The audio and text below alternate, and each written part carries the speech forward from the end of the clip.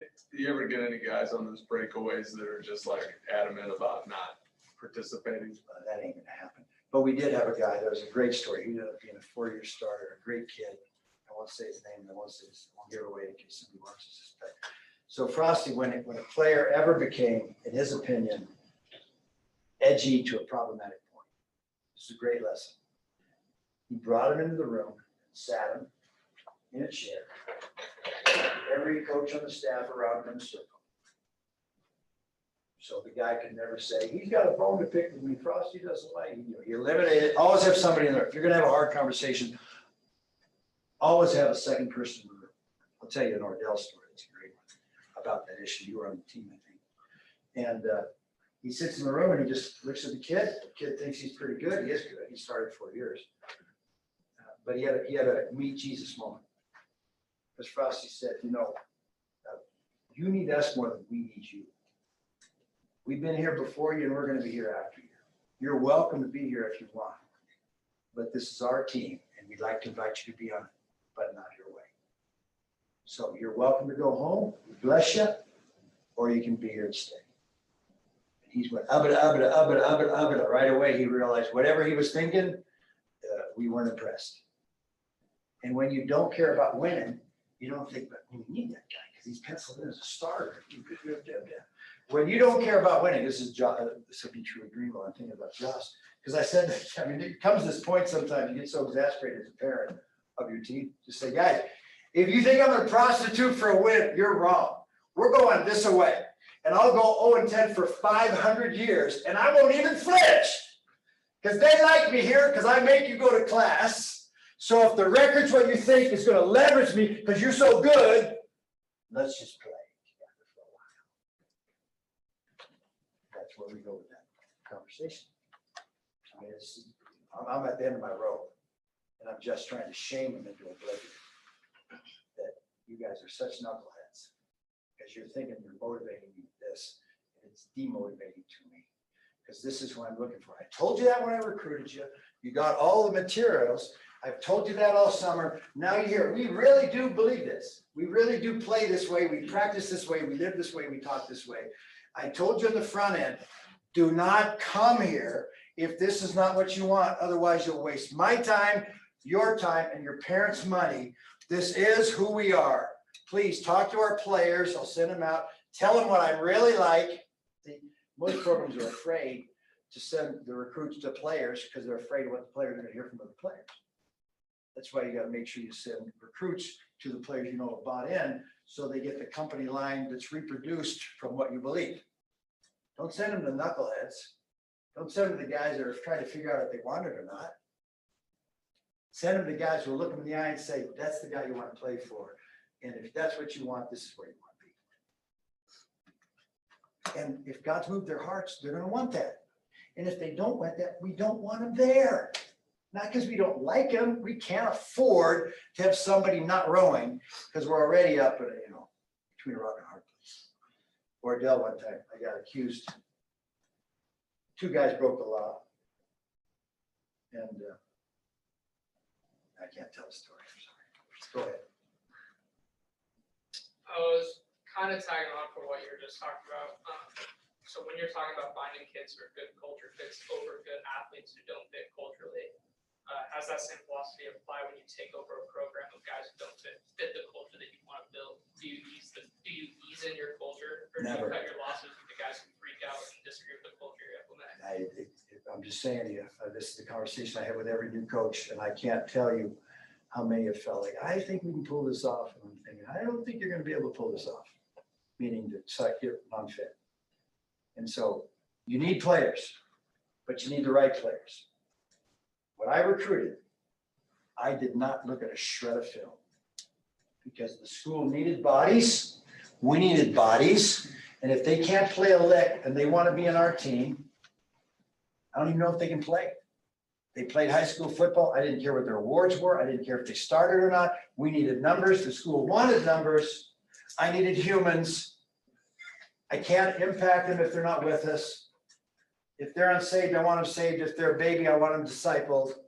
They're going to help us if they're fit. So you can't have too many great kids in your program. unless you don't have enough lockers or set. You know what I'm talking about? If you got a great marriage today, you better work for a great marriage tomorrow. Because if you think somehow it's going to be a great marriage just because it has been, that would be a bad decision. It's the same with your walk with God. It's the same with your marriage. It's the same with your family. It's the same with your business. Same with your team. It's just a life principle that you may be too young to grasp deeply yet. But just because it is doesn't mean it will be, unless you keep doing the same thing. You got to block and tackle all the time, even when you're a 14-year all-pro, whoever you are. Tom Brady's a perfect example of a guy that is club fighting for closing the gap between his potential and his performance, physically, mentally, emotionally. Appears not spiritually, doesn't seem to have a radar for that. But to me, that just shows how incredibly gifted human beings are, created by God, that without supernatural power, they can produce that kind of productivity. It's unbelievable. What would happen if the God of the universe climbed inside of that belly also? I would think he might have a chance to close the gap a little bit more in a whole bunch of areas. For sure, spiritually. In terms of world impact, right? Now you got a real deal guy. You know, this Cooper Kupp right now. That he is that guy right now. The more you know him, the more he really is. He really is that way. He's humble. He's faithful. He's available. He's teachable. He's a ferocious worker. He's got talent. He's groomed it like a maniac. He's a ferocious worker. He became faster after his ACL than before. Players love him. He takes no credit. He just gives it away. He's almost embarrassed to be interviewed as the MVP. If you watch him in the interview in the Super Bowl, just a thing for the guys. It really is all of us. I liked it. I wasn't sad that he didn't say, I want to give praise and glory to Jesus Christ. You know why I didn't need to hear it? Because I saw it. And I read about it. And when nobody's on him with no camera, this is who he is who he is. And everybody knows. Unbelievers love him. Believers love him. Right? He's in a position of great faith. I could stay here a long time. We're over. If you need to go, go. But if you want to ask more, you know. I'm just a guy who's traveling down a road. I told you in the beginning, I'll give you my experiential opinion. I'm not saying I'm right. I'm not saying it's the best. I'm not saying it's good. I'm saying it's my conviction. And you can talk to people that are the fruit of it and see if it is who I am. This is the way it is. So that's one good thing about having people that have been in the community. But far be it for me to lie to you or not tell you what I believe is the truth. And then you can decide if it's for you the truth. And I don't care what you do, because frankly, my disciples don't even do the Big Ten, most of them. And most of the guys in this philosophy have shifted and shaped it according to their personality. And in its purest form, which is the way I've tried to teach it, because I believe it in the purest form. There's not a flinch. There's nothing of the guts of the philosophy that I don't hold to, as best I can tell, from what came out of Frosty's mouth and the other mentors that colorized my black and white TV. I learned some stuff from Johnny Majors about running the ball at ferocious, passionate, physical practice that was not part of the PLU culture. I learned about intensity and focus and ruthless pursuit of closing the gap from Johnny Majors. And I learned stuff from all these bunch of other guys that weren't necessarily Jesus people and it wouldn't have agreed with the philosophy. But they had this little special 1% or 3% that resonated with me in my personality. So Aaron's going to be Aaron and Anthony's going to be Anthony. Scott Westering took over for his father, and though they believed all the DNA, they are two entirely different personalities. As different could be. And you got to be you. I learned that my mentor coaches told me to be it. You got to coach you. You got to be you. Don't be somebody else. Don't be who you think you should be. Don't be some like coach you admire. You be you. Here's a good line from Frost. When coaches like Eric was coming in, they wanted to sell him because they didn't know. They wanted to sell him that they could coach. And his line was, I don't need you to be able to coach. I can teach you how to coach, but I can't teach you how to love if you don't. If you don't love kids, man, it's such a pleasure. Such a pleasure. God bless you. Tell Andy hi. I will. Miss that guy. You hear that line? Bless them.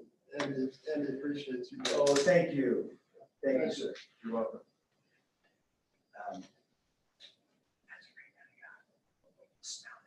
I don't know, Jack, I've seen his son. So I got an inkling, I can smell it. You know that. I don't need you to coach, I need you to love. I can teach you how to coach, but I can't teach you how to love. That's why he was never worried about, again, coaches. He'll take a guy off the street, some guys who never played or coached football, and let them be on the staff and work their staff for free. Because they cared about his kids. Does that make sense? If he thought they were there for their agenda, their resume, and their future, and their, or to win, or to be part of a winner, if he smelled that, he wouldn't have had interest in it. I can teach people how to coach. Coaching is just teaching. I can take a teacher and teach him how to coach. He just needs to learn the game. You don't have to be Bill Belichick tomorrow. You're not going to be. You may never be. But you can learn enough to help us. And if you love kids, that's what I need. I need kid lovers. Then I'll teach you how to coach. If you're T on the fat C. But if they're not T on the fat C, then I can't have you in my program. Because if you're not humble, then we're all going to lose in this deal. And we're all fighting it, right? It's not, we're all not humble. But we want to be. That's the key. I don't need them finished. I need them to want to be. If they have the want to there and the want to strong enough, we can do business. When, and this might be for Mingo and you, I tried the Afterglow. First game, everybody comes out. And I thought it was just gonna be something that happened, because I invited them the first time. Who, the fans? Yeah, we lost and they came out and I thought it was pretty nice. And then they never came back again. The fans? Yeah, like, do you guys do an announcement at the end of the game or like, how do you Yeah, get? I prepped, so in my parent meeting, there's some, I prepped parents with it. Yeah, Yeah, I don't know how many fans came. I really honestly wasn't overly concerned about it. There's gonna be times I know that it was maybe just the players. Usually what the parents do nowadays, especially at the lower levels, they walk out in the field to see their sons. And our And parents, they'll keep, I would they'll say. come as close as you let them come. And we Yeah. just invite them in. Yeah. You know, we just say, come on in. And after it happens a few times, then everybody gets it. I told the kids, tell your parents and family friends, come on out. We're gonna be on the field or we're gonna cross you out, took them in the stands. The weather got bad, we went in the gym. So he found a location that after games, here's Frosty's attitude. I'm with these guys 10, 11 games a year. Some of these parents only get to see one game a year. I want them to get to meet their son's teammates, parents, because we're a family. He really believed in that. So an Afterglow is just a post game. We used to call it post game locker room. In the old day, when it started, it was just the team in the locker room. So game ends, you're in the locker room, Frosty's there, all the coaches, and you just do put-ups and debrief on the game. Because we're gonna come out of here smiling, and we're gonna do it until we come out of here smiling, regardless what the outcome is. And so that's what happened. And then some parents would ask to come in extra. And then they realized that they wanted to make available to the fans. So they went into a gym. And then they started doing it to the gym first, and they realized we lost the intimacy of the team, having put us by themselves. Because the team never had their family time, the inner circle. We went direct from the field to the outer circle, that's the family and friends.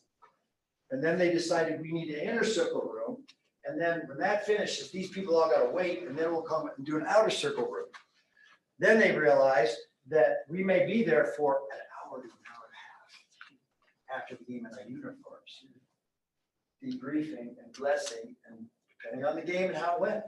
So these guys then, he sent back to campus, 10 miles.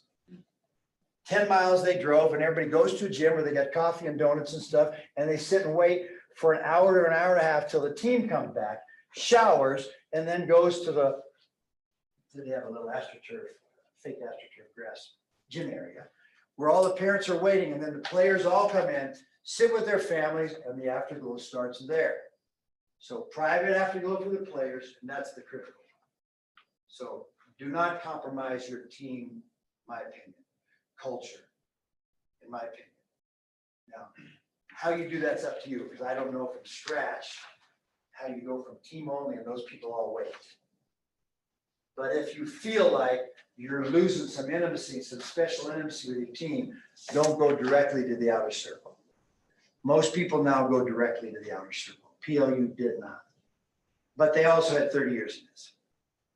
So they created a culture and they had people that were willing to wait an hour and a half and go to the campus because the stadium was in a different city. Does that make sense? So this is the originator of it. I don't know anybody else that ever did this like this. And people are repeating this process because it is freaking powerful. So a 1 o'clock game ends at 3:45. You get to the gym 10 miles away and everybody showers. It's now 5-ish, 5:15, and you're there for another hour and a half. And we're breaking down chairs at 7 o'clock on a game day at 1. It was the best thing ever. You understand that? Nobody felt like, because the kids who, and this happened at Greenville when we started to do the Afterglow in the beginning. So when I tried to do it at Greenville before we built the culture, we didn't even try it the first year because I knew they couldn't emotionally, mentally come after the game and attempt to bless each other after a loss. So I told them after the last game, for the record, we are doing a post-game locker room on the field with family and friends, and you better be smiling. I better not see frowns about I didn't get my way or the game didn't go my way or I don't like this or that. If I see that, I am not going to be a happy man. This is about your stinking parents, not about you. If you want to win, then play better. Don't blame your parents for the fact that you can't get it done. You hear the point though. I get a spoiled kid over there selfishly in the corner, unhappy, with his legs folded up, sitting on the slope of the hill. Remember what happened in McMurray. I didn't draw any names, so I'm not going to embarrass anybody, but people are going to kind of know what I'm talking about. And so I educated the flock. We had a family meeting with the parents and the friends and the team about how you act after a game if you're a man. And they should have known better and they didn't. So public, what do we call it? Mistakes are publicly corrected. And they realize I'm not going away in this issue. We want you here, but we don't need you at all. We want you here. We think this is in you and your family line's best interest. We really believe that. But if you want to just win or play, there's a place better for you. And when you aren't concerned about winning as your measurable, you're willing to say that to a great player. And when you tell a great player that and everybody knows you told them that, they all understand now he's serious about that. But until then, they just think you're another prostitute, in my experience. Using the kids for your own pleasure. Sure. You mentioned how Frost just kind of naturally lived this out, right? It was like effervescent. Yeah.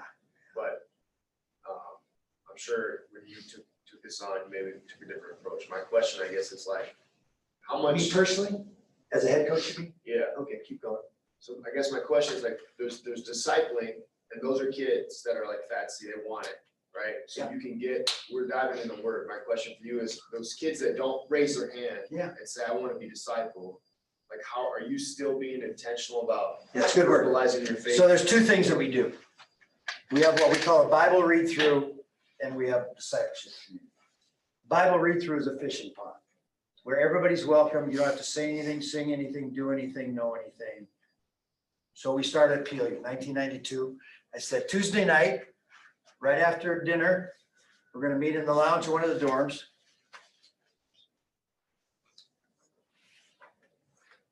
I stumbled upon this. I'd never heard it or seen it before. I stumbled upon it, and 30 years later, it still is the best thing I've ever seen for this issue. It has worked everywhere that anybody wanted to try. I said, here's what we're gonna do, guys. I brought 50 Bibles, I bought 50 Bibles. By the end of the semester, this is how we got traction in the beginning. At the end of the first semester, we had probably 53 kids coming to it, in the course of that fall, in that case. But by that time, I got a fishing pond and we're down the road. And we divided the hour to quarters. And for 15 minutes, we're going to talk. I'm going to have some icebreaker questions. We're going to say anything on anybody's mind. I'm just going to give it to you. I'm stalling until everybody shows up. Because it starts at 7. They can eat till 6:45 by the time they wander over. These next 15 minutes, we read in the Old Testament, verse by verse, selected passages that I picked that I knew were provocative, or, some of these kids never read the Bible at all. I buy NIV, Old and New Testaments, for $2. I get 50 of them. I hand them out, and they put them back in the box. I tell them, if you don't have a Bible and you want one, feel free to take it. Just let me know that you are. So you aren't taking these home. So that way, I don't have to have a guy find Ezekiel or Ephesians. Because the guy's not going to come to the group if you tell him turn to Ephesians and he doesn't know where it's at. That's enough to keep him from the group. But if I tell him page 1068 or Ephesians 6, they can find that place. So everybody's on the same literal page in the same translation. This is not a time to teach. We read. So we're in a circle. Whether it was 5 guys, it ended up being a 50. We're in Psalms 19. Ready, set, go. Man on my lap, boom. Verse 1, verse 2, verse 3, verse 4, verse 5, verse 6, verse 7. They go until that sequence of verses that I want them to read is done. And then I say, stop. Page 964, Proverbs 16, verse 1, page, go, boom. Next guy goes. 1, 2, 3. I picked passages that would fill up 15 minutes in the Old Testament that were not weird passages. Some Psalms, some Proverbs. Genesis ends up being historical, right? You know what I'm talking about? There might be, stay away from minor and major prophets, basically. And I got Ruth is historical, Esther's historical. We just read. It's not a time to teach. No questions. If you got a question, see me afterwards. We're not going to get hijacked by somebody's issue or some hairball question that's legitimate or a hairball. You just defer it to the end. So we read 15 minutes in the Old, and then I've handpicked 7 or 8 passages. We read 15 minutes in the New, and then the last 15 minutes I ask for prayer requests. And here's the trick. You have a notepad with you. And say, who's got a prayer request? Anything you want to pray for? So Johnny, I write him, Johnny wants to pray for grandma. Steve is praying for a test. So the guy raises his hand. I'd say, Aaron, what you got? He'd say, pray for my grandma. I said, who's got the prayer request? Josh would say, I got it. So I wanted to make sure every prayer was assigned to somebody immediately. There's nothing worse than having the courage to finally share about some vulnerable thing in your life, and it comes to prayer time and nobody prays it. That makes sense? And you have your people there that are plants, so that if you ask for prayer requests and nobody says anything, your plant guys know to speak up now. And you have plants there also, 3 guys, 5 guys, whatever it takes, depending on how big it ends up being, who, when they say they got a prayer request, that somebody says, I'll take care of it. What you can't have is saying, could you pray for my grandma? She's sick. Anybody got that? Anybody? Is there anybody? Can I auction off this prayer request? Get it? That'd be a bad plan. So you got plants there, they're going to say. So I got assigned prayers with requests, and I got them on my sheet so I know who had the prayer and who's going to take it. And then we open it up for prayer. And these guys, and I check on my deal to make sure they all covered. Because if somebody goes brain dead and forgets that he was going to pray about Johnny's grandma, I said, oh, Lord, we pray for Johnny's grandma. Difficult time. Does that make sense? So now I know that my team, unbelievers, seekers, mature believers, it's all good. They're reading the Word of God and we're praying. It's a win, right? 30 minutes in the Bible. I'll bet you the majority of church attenders in America don't read 30 minutes in the Bible a week. And I got seekers and unbelievers who were there because their buddies there, they got invited and they just wanted to check it out. And all they got to do is read and just remember that after that, I read the next verse. You don't have to say anything. You don't have to sing anything. And it happened, man. We stumbled onto it. We ended up with 60% of the team coming on Tuesday night for a half hour about no frills, no thrills, no entertainment, no food, nothing to draw them. Don't get tricked into that deal. We got to have some hook. Some hook that may want to be there. I'll tell you what will hook their butt is prayer. That's what's going to hook them. I'm not saying don't have some fun times where you do stuff, but not in that forum, in my opinion.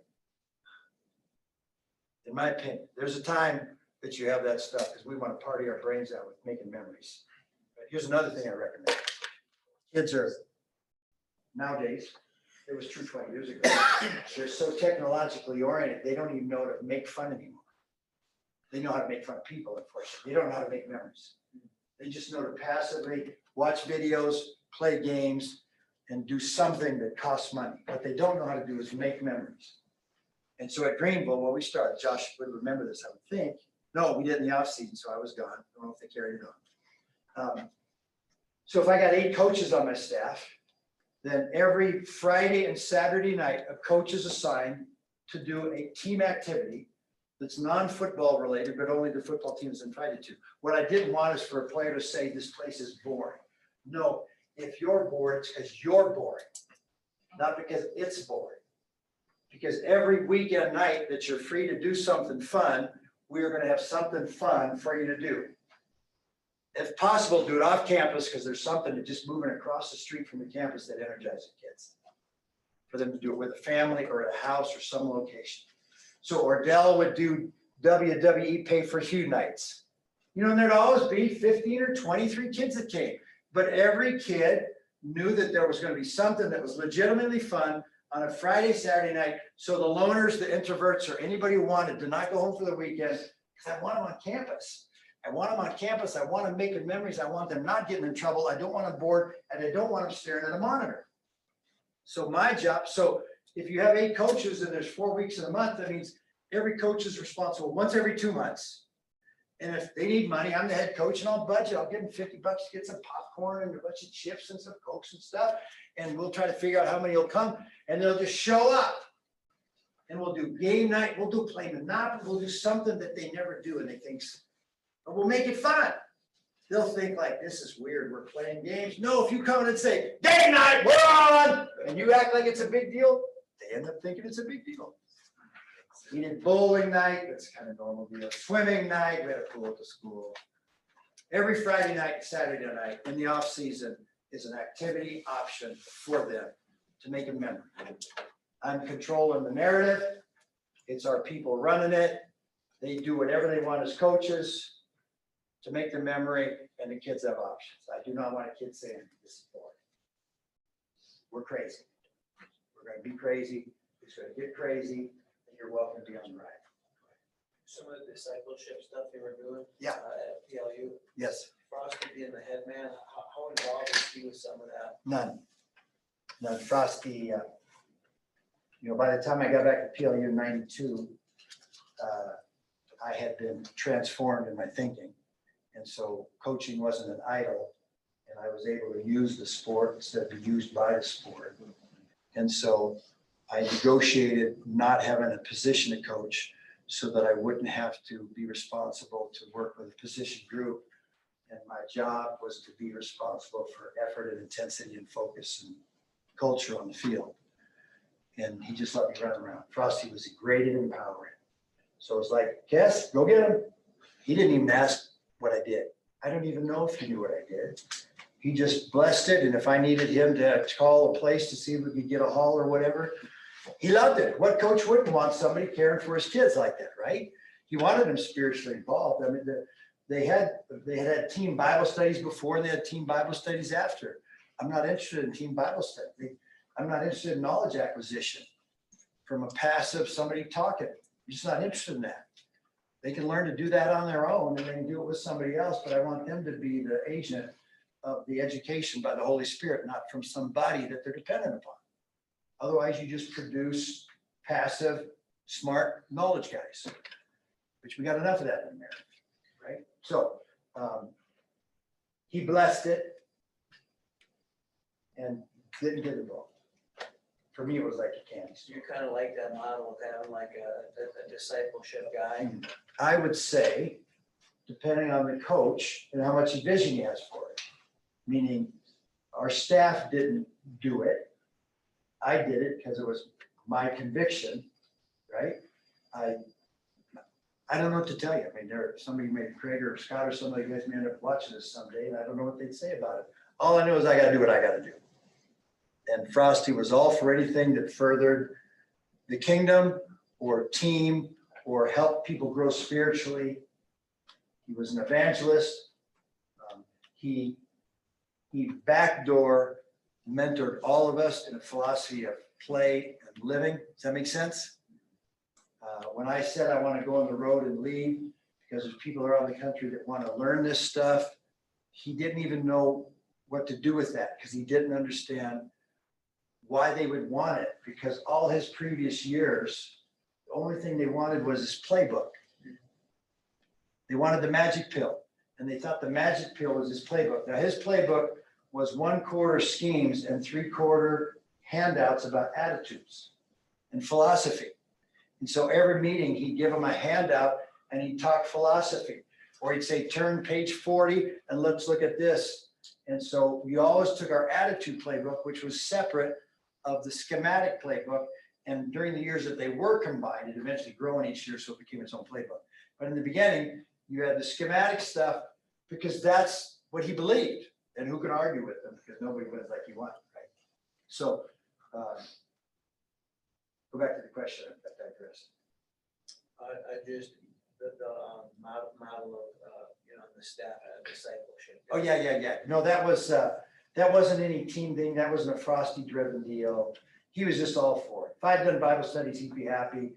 If I did what I did, he'd be happy. He was just happy. He was happy that somebody cared for the kids and gave him a chance to do something.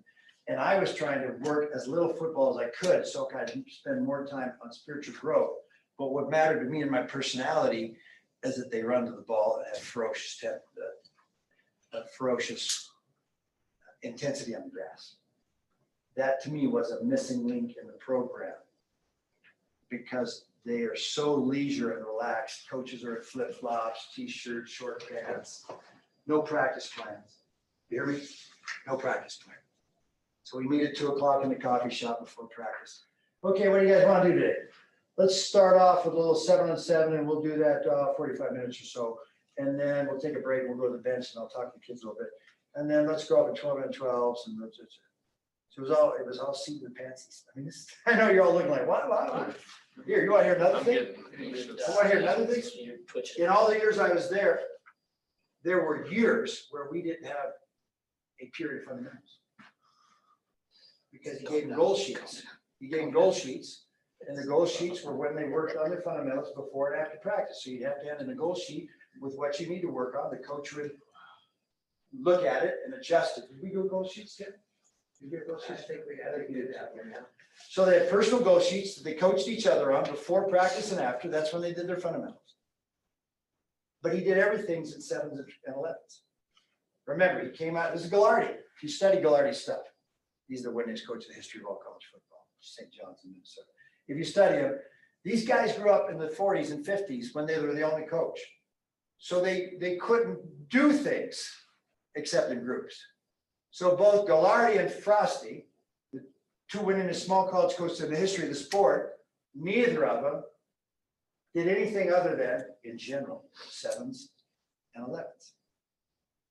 And anything that was done in your small group was done separately on your own time, before or after. Now, since when you're doing 7-on-7, the line is not involved, then they might go together, and whoever was the defensive line corner off, they might do some stuff, some pass rush stuff like that. You know what I'm saying? But it was all groups and groups and groups and groups. They did everything in groups. That was not my orientation. So when I went to Greenville, we didn't do it like Frosty because I couldn't do that emotionally. I needed to have position drills. But I also knew we wanted the philosophy of players coaching players. So even within the context of having individual periods, because fundamentals are a big thing to me. And so they basically let me be the kind of fundamental technique guy. So in pre-practice, I'd be running around from guy to guy, whoever wanted help, so I could watch them do the technique to make sure they did it right on whatever the position on both sides of the ball. My job was just to monitor and support the technique and fundamental work that they were doing, because it wasn't going to happen in practice. They may not even have a position coach. And I know people feel like you can't do it that way. And I say, have you ever tried it? Don't say you can't.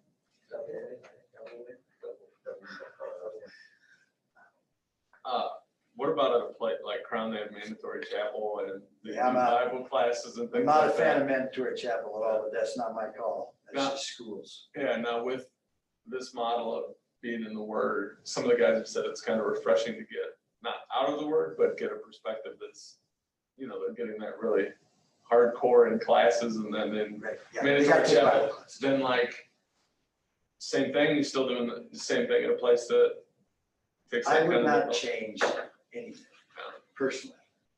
I realize that they have to go to chapel, which in my experience is always a bad deal at schools, because it's always a hassle, because people don't want to be there. And although Taylor had a history in the early 2000s, late 90s at chapel, but they brought in some cool people. This, Is it? Yeah. The kids come, Oh, kids yeah. come and they want, it's the only place I've ever been where they always come and they want. That's what has a Sunday night chapel. That's what the kids love to go Yeah, to. yeah. Good for them. Mandatory chapel is always a bad plan because it just creates conflict. It's like the more rules you have, the more you gotta hold them accountable, and then you gotta deal with people who break them, and it just sucks your time away. So Frosty was a guy that had very few rules. He had guidelines. So he didn't have to be Johnny Policeman. And that's my conviction. Even Pete Carroll talks about, I got 3 rules: show up on time, don't be late for practice, and just things like that. And you gotta feel comfortable as a head coach to allow the ship to be that loose. And they earn the right, in my opinion. I'm gonna make them do it till they want to. But there's certain things I'm not gonna have. We're not starting late. We're gonna start on time, we're gonna end on time. This is just my personal convictions. And somebody else, Frosty went that way. You never knew when the meeting was. I mean, if it's 5, you gotta be there at 5, but he might show up at 5:17 or 5:20, 30. And if you ever said like, Frosty, you're not don't do that. Bad plan. So, but you don't know, I'm juggling so many balls, I got so many balls in the air, you're wet behind here, that you just, you don't wanna hold him accountable. That's a bad plan. So he was kind of person, he wasn't an A type, he's more of a B type I personality. don't even know what a B is. Well, like random abstract. Oh, yeah. Creative. He's a creative genius. Yeah, there was no, he called it ish time. We'll be there 5-ish, 7-ish, well, it's about 4:30-ish, we'll come together again. We'll start 11:11, and you tell me, Scott, if you need more time or if you don't, and then we'll, never had a practice plan, ever. So when people say, you gotta have a practice plan, no, you don't. Everybody else in the country had a practice plan, so obviously there's no correlation between winning at the highest level and having a practice plan. There's no correlation between winning at the highest level and having mandatory playouts. There's no correlation between having a great film and spend hours and hours on it and doing a bunch of paperwork and all that stuff. I'm sure the coordinators watch the film and they watch the kids on Tuesday nights, and they invited them to go in the film room to watch it on their own. They never had mandatory off-season workouts. Sorry, they didn't. They still do it. I couldn't do that as head coach until I had a culture. But they never made people work. You felt like I want them to work if they want to work. If they don't want to work. I love it so much. He created a want to, because when kids want to, then it takes off, gets traction. And then when he had the right fits, guys that wanted to work because they wanted to be good, because the players wanted to win, and they were used to winning, and winning is kind of intoxicating, right? It's its own drug. You know what I'm talking about? And so a culture got created, but for that remnant of guys that didn't want to lift, they were allowed not to lift. But you know the reality is, they didn't play either. Because they weren't as fast, they weren't as strong, they weren't as whatever. So it all plays out. It all plays out. You never had to worry about it. So you had this free culture. You didn't have to worry about mandatory wait times, no coach had to show up at 6 a.m. People would fear trying to come on, right? Because you feel like, but I'm thinking, you know, if I'm educating guys, I'm saying, you want to succeed. Scholarships. Yeah, it's just, if they want to succeed, now if they need help, that's one thing, but to motivate them to go there, if a guy doesn't want to go in the weight room and get faster, I'll give him a plan if he needs a plan. But, because I've seen, this is one cool part of seeing maximal success done a certain way, is that when you compare it to the world's way, and it is different, you're not teased by the world's way. So if you said to me, I don't want to get up at thinking 5:30, and I'm sure my coaches aren't excited about getting up at 5:15 to be at 6 a.m., and I don't think the players want to, and they're probably up late doing homework, which kids do at least till midnight, right? And now they're short on 5 or 6 hours sleep. It's a crappy life. I wouldn't want to be that as a player. Thankfully, I went to a place where they empowered us and allowed us to work out when we could work out, when we wanted to work out, as ferociously as we wanted to work out. I like that. I'm not gonna fear losing. I'm gonna bring fit. I'm gonna try to preach to them the what, why, and how, that it's a big deal. I mean, I worked out 6 days a week all my years of college football. I didn't need somebody telling me to do it. I wanted to be good. I wanted to be as good as I could be. I wanted to do it with others. And I could do it on my own time. So, perfect. And the guys who didn't get better. If they didn't get better, they wouldn't play. And if they don't play, we solved the issue and saved everybody hassle. The coaches could sleep longer. That's what I found happening. You might feel like I can't afford that. Well, you do what you got to do. I'm just saying, don't say it can't be done. Don't say it can't be done. Get the right guys that want what, a guy wants to. If a guy's so disconnected that he wants to be all league or start or win a national championship, and he thinks somehow working a couple days a week for an hour is going to get him there, he just needs an education. And a good-hearted guy who's educated is going to respond. And if he doesn't,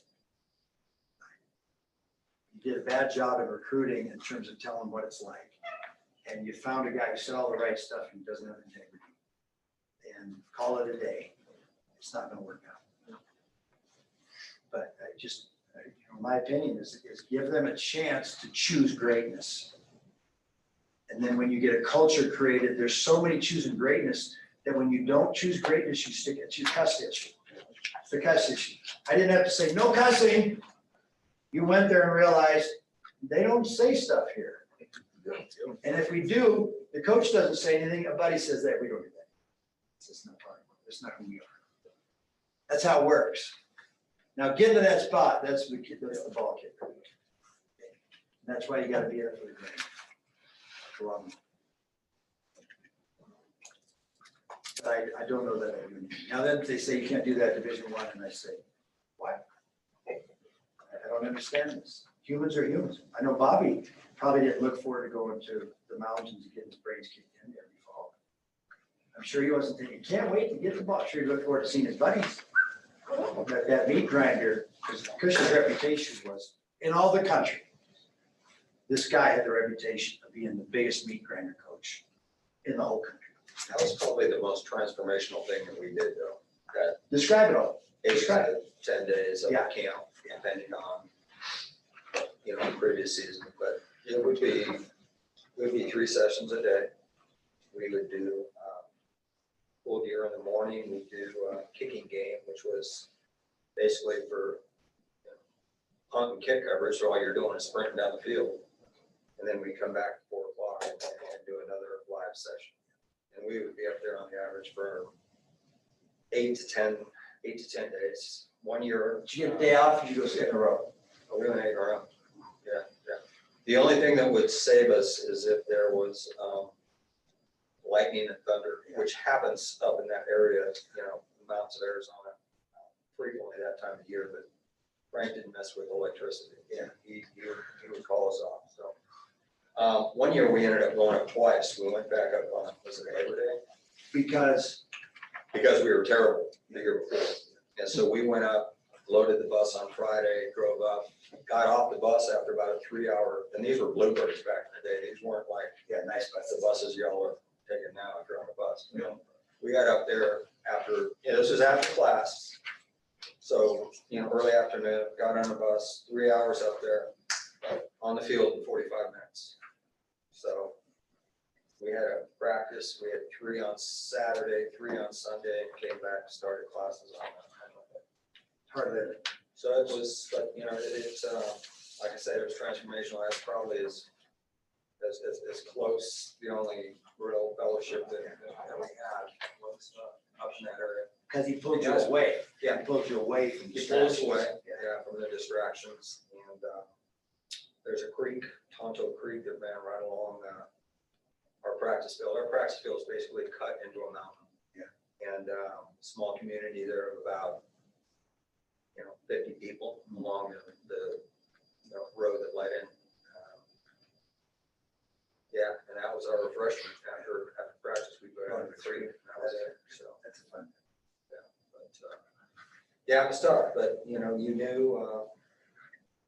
And then there was a mountain there called Cush Mountain. Oh, yeah. We would frequently climb that. Yeah.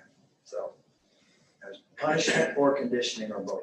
1 year was for punishment. If you, 1 year Frank was into giving you a mountain, 1 year he was into taking you up the road, dropping you off and having you run back. If you made a mental mistake, jumped off sides, something that, he was trying to correct. Yeah. And there's guys, they get dropped off 5 miles up and, this was in between the second and third practice. So they get back about time the third practice started. Oh. You coming in, straggling in. So, yeah, it was stuff you wouldn't get away with today. Let's close it down. Lord, thank you for the brothers. Thank you for being together. Thank you for making memories. Thank you for caring enough about us to give us a chance to have seen or heard or played or coached in a different way. We pray for those guys still flying home or driving home. And we pray for the brothers that are heading home from here tonight. Taylor got to drive. And for those that are staying, Lord, your will be done on our time together at dinner and accomplish what you want. Eric, why don't you close us? Father, I just thank you so much for blessing us with this time with one another, for giving us hearts to receive what Scotty has to share, what he's experienced, what he's learned from his relationship with you. So many others that are seeking after you. God, I pray that we just continue to carry on the legacy that you left with your disciples. You taught 12 ordinary men how to change the world.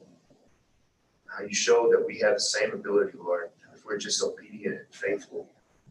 If we're just willing to be humble and seek you out, to hear what you have to say, to follow your lead. God, we learned so much. I pray that it doesn't stay here in this weekend. I pray that we're able to take it back home to where we came from. I pray that we can create transformation in the hearts of our players, in our families, in our churches, Lord. God, I think we all came here because we feel a sense of urgency oppressing in our hearts. Help us not to be passive. Help us to heed the warnings, to take action, to realize that time is the greatest gift that you give us, Lord. That time is short. And the time is now. It's time to harvest. Help us to do it to the best of our abilities. Help us to encourage one another. I'm thankful that we have just a new group of believers that we can lean on and be encouraged from, to learn from. Thankful for Scotty for being willing to give up his time for his family, to be willing to sacrifice that time, Lord.